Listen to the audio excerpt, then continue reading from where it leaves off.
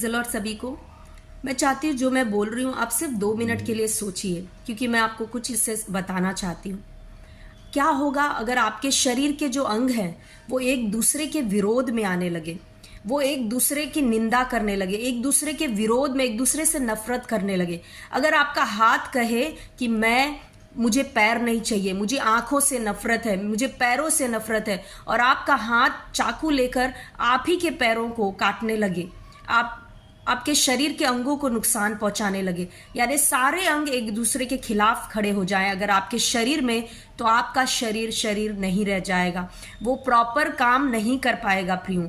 उसी रीति से 1 कुरिन्थियों 12:27 में लिखा है कि हम सभी जो विश्वासी लोग हैं पूरी दुनिया भर में, वो सभी मिलकर मसीह की देह को बनाते हैं, और अलग अलग हम मसीह के अंग हैं। यानी मैं मसीह का एक अंग हो सकती हूँ, आप मसीह के एक अंग हो, हमारे जो भाई बहन है मसीह के अंग हैं, हमारे और जो मसीह लोग हैं वो सब अलग अलग मसीह के अंग हैं, और जब आपस में मिलते हैं तो सभी मसीह की देह को बनाते हैं।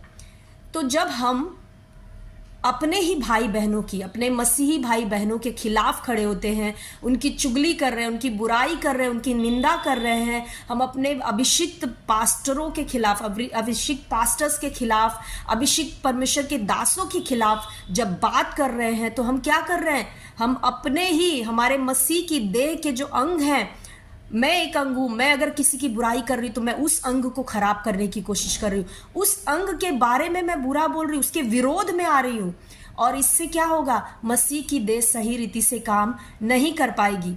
हालेलुया। हमें ध्यान रखना है प्रियो, हम किसी भी परमेश्वर के अभिषिक्त के बारे में कभी बुरा नहीं बोल सकते, अपने मसीह भाई बहनों के बारे में भी हम बुरा नहीं बोल सकते। तो अभिषिक्त तक तो जाना बहुत दूर की बात है, हमें वो भय होना चाहिए। अगर हम अभिषिक्त लोगों के बारे में बुरा बात करते हैं तो उसका कहीं ना कहीं रिजल्ट हम अपने जीवन पे देखेंगे। हम बढ़ नहीं पाएंगे और हम सोचेंगे मैं तो प्रार्थना भी कर रहा हूँ, वचन भी पढ़ रहा हूँ, बढ़ क्यों नहीं पा रहा हूँ?